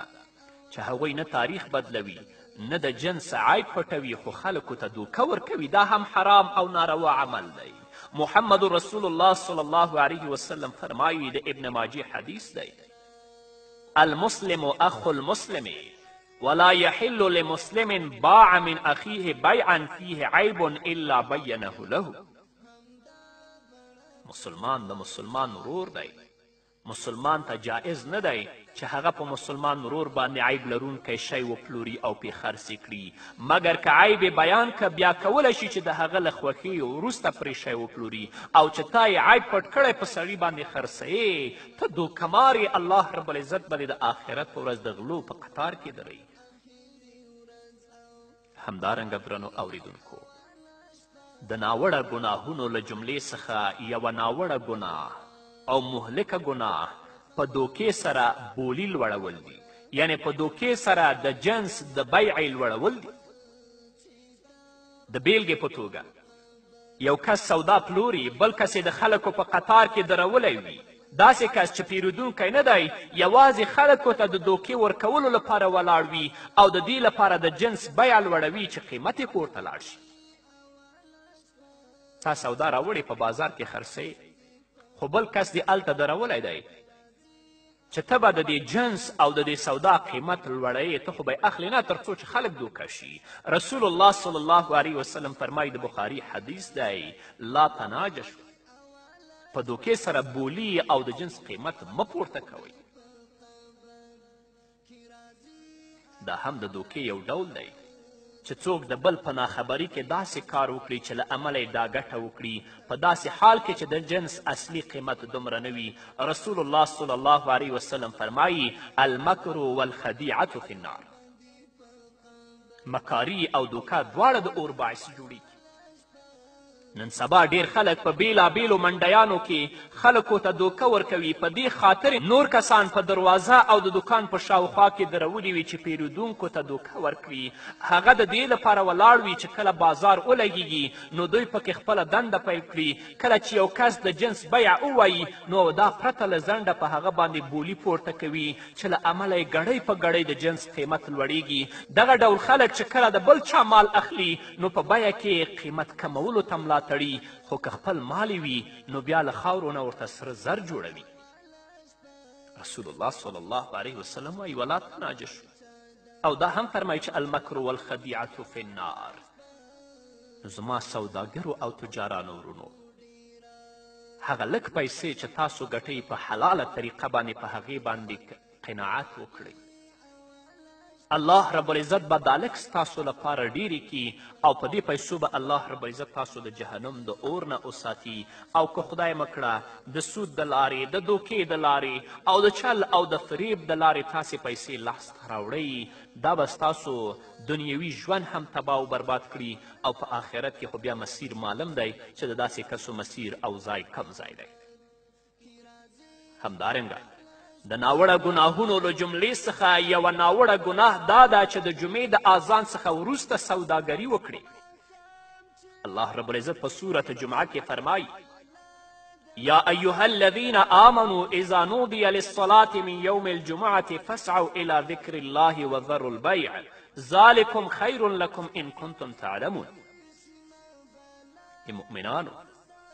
کله چې د جمعې په ورځ د لمانځه لپاره ندا او آذان وشي نو د الله رب العزت د ذکر خواته وځغلئ، پیرل او پلورل پرېږدئ. دا ستاسې لپاره ډیره غوره ده که تاسې پوهیږئ. ځینې داسې سوداګر شته چې دوکانونه یې د جوماتونو په خوا کې وي خو په خپلو کارونو کې بوخت وي. له دوی سره په ګناه کې هغه خلک هم شریک دي چې له دوی نه سودا کوي، که څه هم ترې مسواک اخلي، خو بیا هم په ګناه کې برخمن دی. د یو راجح قول مطابق غوره خبره همدغه ده چې دغه سودا که پلورل وي او که پیرل وي په دواړو صورتونو کې ناروا عمل دی. ځینې ډوډۍ پخوونکي د شرکتونو او کارخانو مالکان خپل مزدوران په همدغه وخت کې کار کولو ته مجبوروي، که څه هم د دې کار په کولو سره په ښکاره توګه د ده ګټه ډیره وي، خو په حقیقت کې ستر تاوان کړی دی. که چیرې مزدورانو ته په داسې حال کې د کار کولو امر کیږي چې فرض لمونځ پکې فوت کیږي، د جمعې لمونځ ترې پاتې کیږي، نو دوی ته پکار ده چې په دغه وخت کې د خپلو مشرانو تابعداري ونه کړي، ځکه رسول الله صلی الله علیه وسلم فرمایي لا طاعة للمخلوق فی معصیة الخالق. راځئ چې د الله رب العزت د کلام نه، د محمد رسول الله صلی الله علیه وسلم د احادیثو نه ځان خبر کړو تر څو الله رب العزت زموږ دنیوي او اخروي ژوند ښایسته کړي. او که خدای مکړه ژوند مو همداسې په غفلت کې تېرېده بیا به الله رب العزت ته جواب ډیر سخت وي. الله رب العزت دې زموږ ورونو او خویندو ته توفیق ورکړي چې د ټولو ناوړو ګناهونو د ارتکاب څخه ځان وساتي، چې الله یې کامیابه کړي. په همدې هیله درنو اوریدونکو دا وه زموږ د نن ورځې خپرونه چې ستاسو درانه حضور ته وړاندې شوه. تر بلې خپرونې پورې چې زه بیا هم ستاسو درانه حضور ته راځم، تاسې ټول په لوی او بخونکي الله سپارم. پاتې ژوندم نیکمرغه، ښاد، بریالي او کامیاب اوسئ. تنخواه د خلکو ډیره، تنخواه د خلکو ډیره، د مرګي اوله شپه چې تا باندې په قبر کې راځي اوله شپه، تنخواه د خلکو ډیره. بسم الله ابتدا او انتها بڑا ترخه دی، همدا بڑا ترخه دی. بسم الله ابتدا او انتها بڑا ترخه دی، همدا بڑا ترخه دی. د ژوندون اخیری ورځ او د مرګي اوله شپه، د ژوند مرګي اوله شپه ترخه د خلکو ډیره ترخه د خلکو ډیره د مرګي اوله شپه چې تا باندې په قبر کې راځي اوله شپه ترخه د خلکو ډیره ترخه د خلکو ډیره د مرګي اوله شپه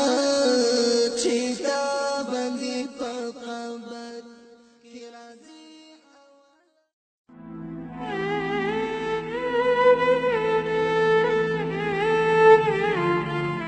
د ژوند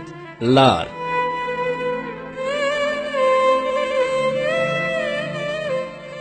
ترخه د خلکو ډیره د مرګي اوله شپه چې تا باندې په قبر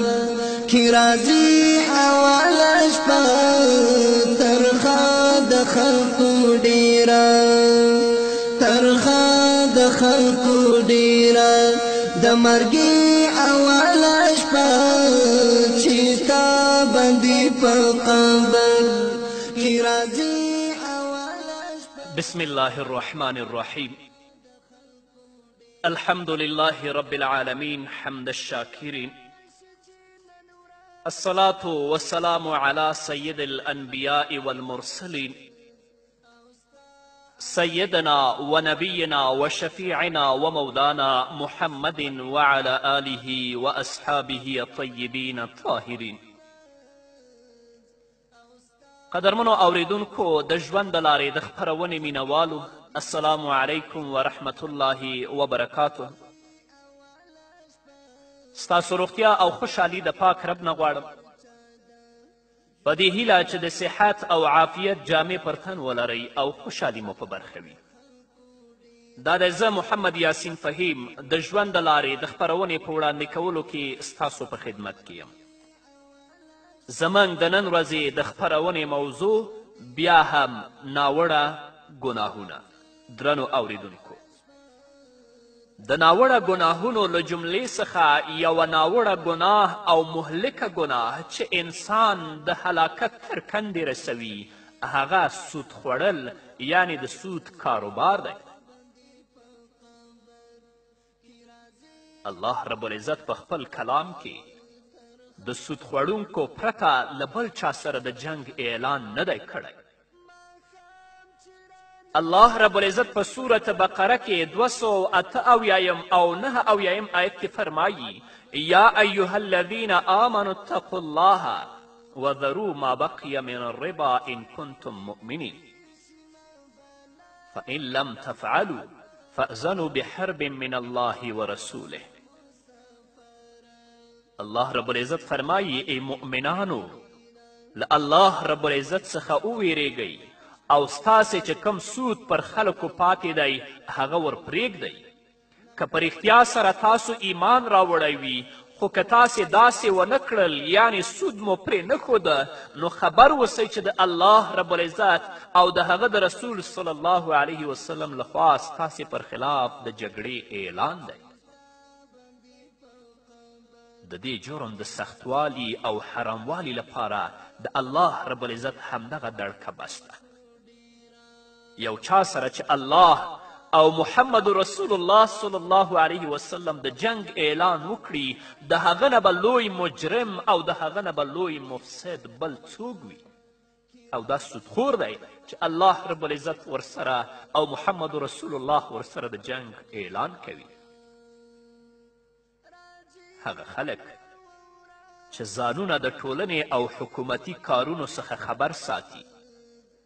هغوی پوهیږي چې د سود کولو له امله د غربت، بېوسي، د بازارونو خرابېدل او د نه ادا کولو په صورت کې څومره تباهي او ورانۍ رامنځته کیږي. دې ته ورته ډیری مالی کمپنۍ له ړنګېدو سره مخ کیږي. د سخاوت په څیر یو ستر ارزښت له منځه ځي. انسان هغه لاسته راوړنه چې د وینې او وجود د خولو په تویولو سره یې ترلاسه کوي مجبور ده چې د سود ټاکلې کمپنۍ یا شخص ته یې ورکړي. له همدې امله سود کوونکی انسان په ژوند کې هم د تباهي کندې ته برابریږي دا چې په ټولنه کې یو طبقاتي نظام پلی کیږي او یو څو کسه د ټول ملت په مال او شتو باندې مزې کوي له همدې امله الله رب العزت د دې فعل کوونکو سره د جنگ اعلان کړی هر هغه کس چې په هر ډول او د هرې لارې څخه د سود په معامله کې برخه واخلي د الله رب العزت د عذاب وړ ګرځي که هغه د مؤسسې رئیس وي که د بانک رئیس وي که د بانک معاون وي یا د سودي مؤسسې معاون وي که څوکیدار وي که آشپز وي که ګارد وي که لیکونکی وي که شاهد وي که مرسته کوونکی وي دغه ټول د الله رب العزت د عذاب وړ او ملعون خلق دي او د دې لارې نه چې کومې پیسې خپل کور ته راوړي حرامې دي او خپل اولاد په حرامو پیسو باندې تقویه او تغذیه کوي د مسلم حدیث ده راوی د حدیث حضرت جابر رضی الله تعالی عنه دی هغه فرمای لعن رسول الله صلی الله علیه وسلم آکل الربا وموکله وکاتبه وشاهدیه وقال هم سوا رسول الله صلی الله علیه وسلم په سود ورکوونکي په سود اخیستونکي په لیکونکي په دواړو شاهدانو باندې لعنت ویلی او رسول الله فرمایي دغه ټول په لعنت کې سره برابر دي د رسول الله صلی الله علیه وسلم د وینا سره سم دغه ټول خلک په ګناه کې برابر او لعنتیان دي د هغو بانکونو کارکوونکي هم په دې جرم کې برخمن دي کوم چې د سود معامله کوي له سود څخه پرته هغه خلک چې په دې بانکونو کې روپۍ اچوي اکاونټونه جوړوي او بیا ترې ګټه اخلي دغه خلک هم د معاونت له امله په دې جرم کې شریک دي او لعنتیان دي حاکم په مستدرک کې د حضرت عبدالله ابن مسعود رضی الله تعالی عنه په روایت سره د نبی کریم صلی الله علیه وسلم یو حدیث را نقل کړی هغه فرمایي چې نبی کریم صلی الله علیه وسلم ویلی دي الربا 73 بابا ایسرها مثل ان ینکح الرجل امه رسول الله صلی الله علیه وسلم فرمایي د سود 83 دروازې او درجې دي تر ټولو وړه دروازه او درجه دومره خطرناکه ده لکه څوک چې د خپلې مور سره بدکاري او زنا وکړي الله دې موږ د سود نه وساتي همدارنګه امام احمد رحمه الله په خپل مسند کې د حضرت عبدالله بن حنزله رضی الله تعالی عنه په روایت سره د نبی کریم صلی الله علیه وسلم یو حدیث را نقل کړی رسول الله صلی الله علیه وسلم فرمایي درهم ربا یأکله الرجل وهو یعلم اشد من 36 زنیة د سود یو درهم یعنی هر ډول روپۍ چې وي چې یوه روپۍ د سود د لارې لاسته راځي هغه سړی وخوري او ده ته پته ولګېده چې دا د سود ده نو دا د 36 ځله زنا کولو څخه ډیره سخته ګناه ده الله اکبر هغه کسان چې تر اوسه د سود معاملې کولې یا پوهېدل یا نه پوهېدل همدا اوس چې زما خبرې د دوی تر غوږونو رسیږي الله نه دې وویریږي الله ته دې د تضرع او د عاجزي لاسونه پورته کړي د خپل رب نه دې د خپلو د ګناهونو بخښنه وغواړي کنې جهنم به ځای وي ځکه سودخور سره الله او د الله د رسول اعلان د جنګ کړی د دې نه لوی عذاب د دې نه لوی جرم به بل کم یو وي چې تا سره الله او د الله رسول اعلان د جنګ کوي د سود حکم عام دی شتمن او غریب پکې نشته ځینې خلک به دا ګمان کوي چې د غریب لپاره به څه تخفیف وي خو داسې نه ده هر چا چې د سود معامله وکړه هغه مجرم دی سود نه یوازې دا چې د آخرت د بربادي لامل جوړیږي بلکې په دې دنیا کې هم انسان د ذلت او رسوایي سره مخ کوي په دې دنیا کې د سود له کم څخه کم تاوان دا دی چې د انسان له مال او شتو څخه برکت له منځه ځي موږ ډېر داسې سوداګر او تجاران لیدلي چې د سود کولو له امله هر څه له منځه تللي دي کاروبار یې خراب شوی او د یوې روپۍ لپاره یې سوال کولو ته خوله ورانه شوې ده. که څه هم په ښکاره ورته د روپو شمار کولو پر وخت خپل مال ډیر ښکاري، خو په اصل کې مال کم او بې برکته دی، لکه څنګه چې نبي کریم صلی الله علیه وسلم فرمایي که څه هم د سود مال په ښکاره توګه ډیر ښکاري مګر پای کمی او قلت دی. که سړي په کورنیو کې د سود نه لاس نه اخلي نو زموږ هغه مسلمانانې خویندې چې په دې کورنیو کې استیږي او ژوند کوي باید هغوی خپل پلرونه، خپل خاوندان او خپل ورونه د دې فاسد او د دې خبیث عمل نه منع کړي او د دې مخه ونیسي. سود لږ وي او که ډیر وي دا حرام دی، خو سره له دې چې دا جرم دومره خطرناکه دی بیا هم زموږ رحیم ذات الله انسان ته د توبې کولو له امله د بخښنې چانس ورکړی. الله رب العزت په سورت بقره کې فرمایي وان تبتم فلکم رؤوس اموالکم لا تظلمون ولا تظلمون. که اوس هم توبه وباسئ او سود پرېږدئ نو تاسې د خپلې پانګې اخیستلو حقدار یاست، مه تاسې تیری کوئ او نه به پر تاسې تیری وشي. لازمي خبره دا ده درنو اوریدونکو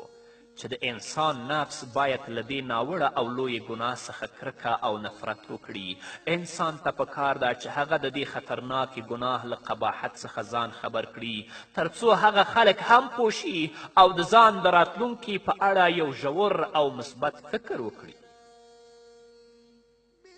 کوم کس چې د غلا او د مال د ضایع کیدلو له امله خپل مالونه او روپۍ په داسې بانکونو کې اچوي چې هغه د سود معامله کوي دوی ته هم په کار ده چې د دې بدل پیدا کړي او هیڅکله له بانکونو څخه سود وانخلي بلکې له سود څخه ځان داسې خلاص کړي چې د ورتللو یې څه تمه او چانس پاتې نشي. که په کور کې د پیسو د ساتلو امکان وي اصلا خپلې پیسې ته بانک ته مه انتقالوه،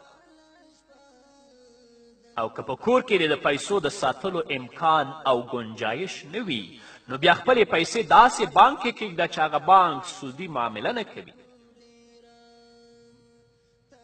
زموږ سوداګر او تجاران ورونه باید ځانونه له سودي معاملو څخه وساتي، ځکه چې له دې مال څخه د دوی صدقه هم جایز نه ده،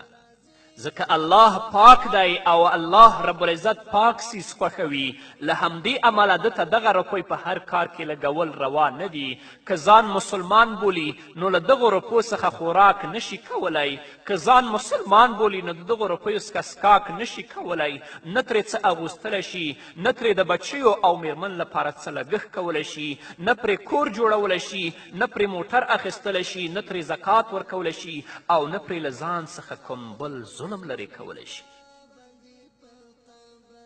ده ته پکار ده چې د الله رب العزت د ویرې له امله د سود څخه لاس په سر شي او د تل لپاره ترې ځان وساتي تر څو یې الله رب العزت وبخي. حقیقت دا دی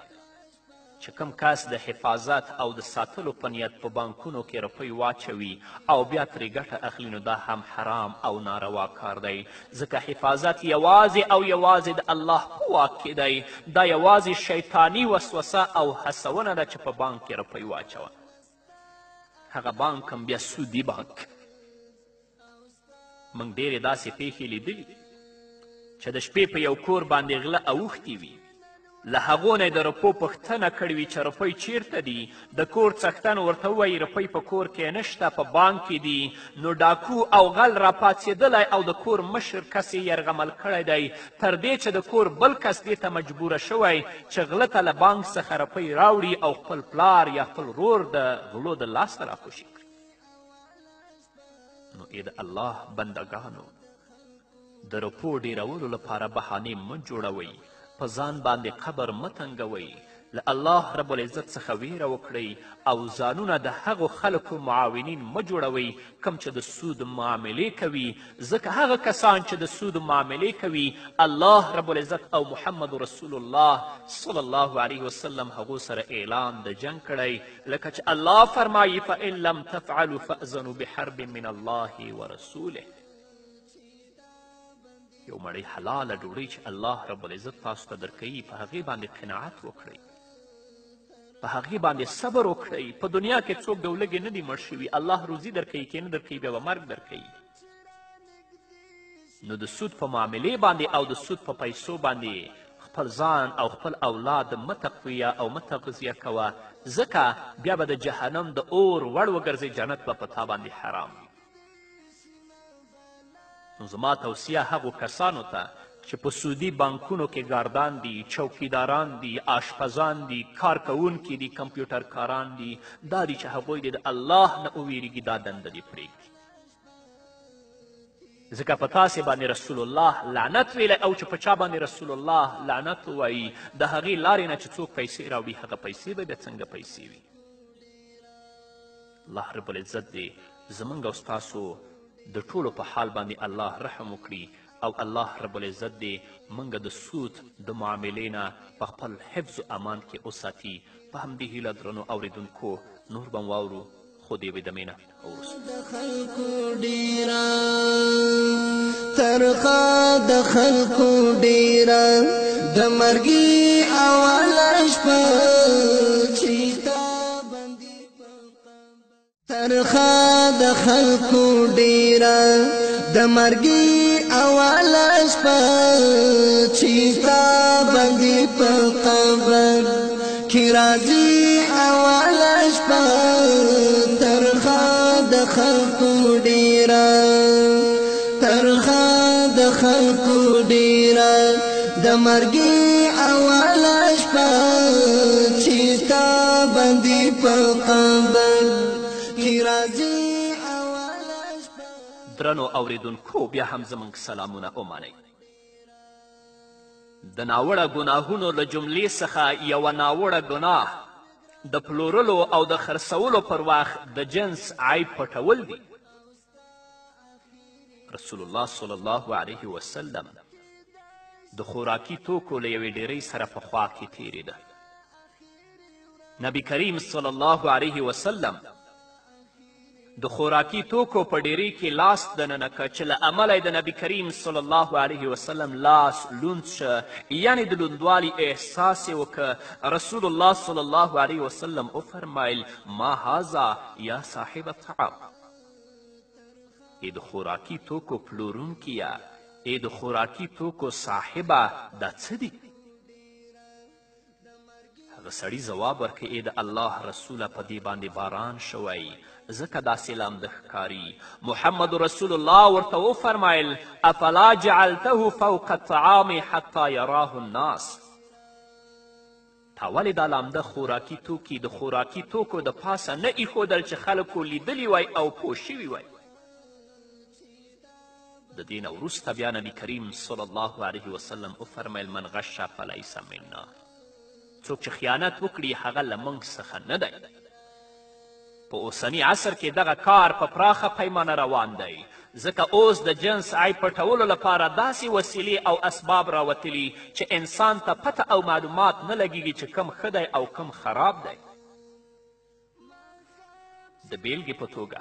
داسې سټیکرې او ټاپې راوتلي دي چې په جنس ولګي نو د اصلي او بدل پته یې نه لګي. ډېر داسې سوداګر او تجاران شته چې عیب لرونکي شیان د بې عیبه مال لاندې ږدي. ځینې خلک کیمیاوي مواد استعمالوي او د جنس عیب پټوي. ځینې داسې سوداګر هم شته چې د جنس د عیب پټولو لپاره له داسې موادو یا له داسې طریقې څخه کار اخلي چې کله پیرودونکی د جنس بیرته ورکولو لپاره راځي نو په دومره وخت کې جنس بیخي له منځه تللی وي. خلکو سره به الله د آخرت په ورځ باندې سخت حساب کوي. الله به ترې پوښتنه کوي. داسې سوداګر او تجاران هم شته چې خرابې وریجې د ښو وریجو سره ګډې کړي او په خلکو باندې د ښو وریجو په نامه باندې خرڅې کړي. الله به درنه پوښتنه نه کوي. داسې سوداګر هم شته چې هغوی وړو سره د وریجو وړه یا نور خراب وړه ګډوي او په خلکو باندې خرڅوي، خلک دوکه کوي. الله به تا نه پوښتنه نه کوي. داسې سوداګر خو هم شته چې په بوجیو کې نیم کیلو او 1 کیلو وزن کموي. د آخرت په ورځ به د الله په حضور کې نه درېږي. الله وی ویل للمطففین، داسې خلکو لپاره هلاکت دی. د تیلو تجاران خو بیا داسې دي چې په تیلو کې رنګ ور واچوي یا هغه پمپونه چې تیل خرڅوي د خلکو نه لیټر او اندازه کې غلا وکړي. داسې دنیا زوال ده، داسې دنیا د الله عذاب دی، دا مار دی، د آخرت په ورځ به دې په غاړه کې پروت دي. نه که په لږو باندې قناعت وکړه، 1 روپۍ وګټه، حلاله یې وګټه او د سمې لار نه یې وګټه. ځینې داسې ظالم خلک هم شته چې د مال د خرابېدو تاریخ بدلوي او اکثره دا کار په صحیح برخه کې ډیر دی، یعنې په دواییو کې. د دوا پلورونکي د دوا هغه تاریخ بدلوي چې د لمنځه تلو وخت یې نږدې وي او په همدې ترتیب ځان له تاوان څخه بچ کوي. که خلک پې مري دی، خدای دې تاوان نه کوي. ځینې سوداګر بیا داسې هم شته چې هغوی نه تاریخ بدلوي، نه د جنس عیب پټوي، خو خلکو ته دوکه ورکوي. دا هم حرام او ناروا عمل دی. محمد رسول الله صلی الله علیه وسلم فرمایي، د ابن ماجه حدیث دی، المسلم اخو المسلم ولا يحل لمسلم باع من اخیه بیعا فیه عیب الا بینه له. مسلمان د مسلمان ورور دی. مسلمان ته جایز نه دی چې هغه په مسلمان ورور باندې عیب لرونکی شی وپلوري او پې خرڅې کړي، مګر که عیب یې بیان که بیا کولی شي چې د هغه له خوښۍ وروسته پرې شی وپلوري. او چې تا یې عیب پټ کړی په سړي باندې خرڅوې، ته دوکمار یې. الله رب العزت به دې د آخرت په ورځ د غلو په قطار کې دروي. همدارنګه درنو اوریدونکو، د ناوړه ګناهونو له جملې څخه یوه ناوړه ګناه او مهلکه ګناه په دوکې سره بولی لوړول دي، یعنی په دوکې سره د جنس د بیعې لوړول دي. د بیلګې په توګه یو کس سودا پلوري، بل کس یې د خلکو په قطار کې درولی وي. داسې کس چې پیرودونکی نه دی، یوازې خلکو ته د دوکې ورکولو لپاره ولاړ وي او د دې لپاره د جنس بیعه لوړوي چې قیمت یې پورته لاړ شي. تا سودا راوړې په بازار کې خرڅوي، خو بل کس دې هلته درولی دی چې ته به د دې جنس او د دې سودا قیمت لوړوې، ته خو به یې اخلې نه تر څو چې خلک دوکه شي. رسول الله صلی الله علیه وسلم فرمایي، د بخاري حدیث دی، لا تناجشو، په دوکې سره بولی او د جنس قیمت مه پورته کوئ. دا هم د دوکې یو ډول دی چې څوک د بل په ناخبري کې داسې کار وکړي چې له امله یې دا ګټه وکړي، په داسې حال کې چې د جنس اصلي قیمت دومره نه وي. رسول الله صلی الله علیه وسلم فرمایي، المکر والخدیعة فی النار. مکاري او دوکه دواړه د اور باعث جوړیږي.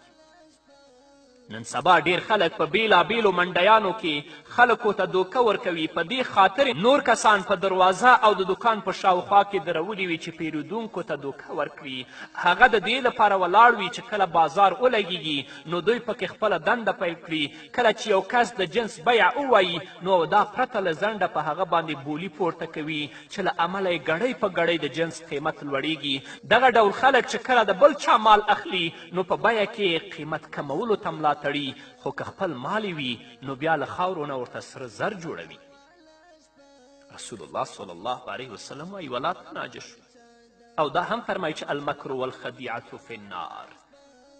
نو زما سوداګرو او تجارانو ورونو، هغه لږ پیسې چې تاسو ګټئ په حلاله طریقه باندې په هغې باندې قناعت وکړئ. الله رب العزت به دا لږ ستاسو لپاره ډیرې کړي او په دې پیسو به الله رب العزت تاسو د جهنم د اور نه وساتي. او که خدای مه کړه د سود د لارې، د دوکې د لارې او د چل او د فریب د لارې تاسې پیسې لاسته راوړئ، دا به ستاسو دنیوي ژوند هم تباه او برباد کړي او په آخرت کې خو بیا مسیر معلوم دی چې د داسې کسو مسیر او ځای کم ځای دی. همدارنګه د ناوړه ګناهونو له جملې څخه یوه ناوړه ګناه دا ده چې د جمعې د اذان څخه وروسته سوداګري وکړي. الله رب العزت په سورة جمعه کې فرمایي،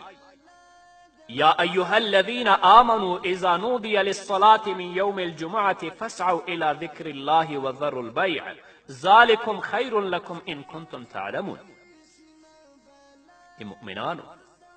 کله چې د جمعې په ورځ د لمانځه لپاره ندا او آذان وشي نو د الله رب العزت د ذکر خواته وځغلئ، پیرل او پلورل پرېږدئ. دا ستاسې لپاره ډیره غوره ده که تاسې پوهیږئ. ځینې داسې سوداګر شته چې دوکانونه یې د جوماتونو په خوا کې وي، خو په خپلو کارونو کې بوخت وي له دوی سره په ګناه کې هغه خلک هم شریک دي چې له دوی نه سودا کوي که څه هم ترې مسواک اخلي خو بیا هم په ګناه کې برخمن دی د یو راجح قول مطابق غوره خبره همدغه ده چې دغه سودا که پلورل وي او که پیرل وي په دواړو صورتونو کې ناروا عمل دی ځینې ډوډۍ پخوونکي د شرکتونو او کارخانو مالکان خپل مزدوران په همدغه وخت کې کار کولو ته مجبوروي که څه هم د دې کار په کولو سره په ښکاره توګه د ده ګټه ډیره وي خو په حقیقت کې ستر تاوان کړی دی که چیرې مزدورانو ته په داسې حال کې د کار کولو امر کیږي چې فرض لمونځ پکې فوت کیږي د جمعې لمونځ ترې پاتې کیږي نو دوی ته په کار ده چې په دغه وخت کې د خپلو مشرانو تابعداري ونه کړي ځکه رسول الله صلی الله علیه وسلم فرمایي لا طاعة للمخلوق فی معصیة الخالق راځئ چې د الله رب العزت د کلام نه د محمد رسول الله صلی الله علیه وسلم د احادیثو نه ځان خبر کړو تر څو الله رب العزت زموږ دنیوي او اخروي ژوند ښایسته کړي او که خدای مکړه ژوند مو همداسې په غفلت کې تېرېده بیا به الله رب العزت ته جواب ډیر سخت وي الله رب العزت دې زموږ ورونو او خویندو ته توفیق ورکړي چې د ټولو ناوړو ګناهونو د ارتکاب څخه ځان وساتي چې الله یې کامیابه کړي په همدې هیله درنو اوریدونکو دا وه زموږ د نن ورځې خپرونه چې ستاسو درانه حضور ته وړاندې شوه تر بلې خپرونې پورې چې زه بیا هم ستاسو درانه حضور ته راځم تاسې ټول په لوی او بخښونکي الله سپارم پاتې ژوندم نیکمرغه ښاد بریالي او کامیاب اوسئ تنخواه د خلکو ډیره تنخواه د خلکو ډیره د مرګي اوله شپه چې تا باندې په قبر کې راځي اوله شپه تنخواه د خلکو ډیره بسم الله ابتدا او انتها بڑا ترخ دی همدا بڑا ترخ دی بسم الله ابتدا او انتها بڑا ترخ دی همدا بڑا ترخ دی د ژوندون اخیری ورځ او د مرګي اوله شپه د ژوندون اخیری ورځ او د مرګي اوله شپه ترخواه د خلکو ډیره ترخواه د خلکو ډیره د مرګي اوله شپه چې تا باندې په قبر کې راځي اوله شپه ترخواه د خلکو ډیره ترخواه د خلکو ډیره د مرګي اوله شپه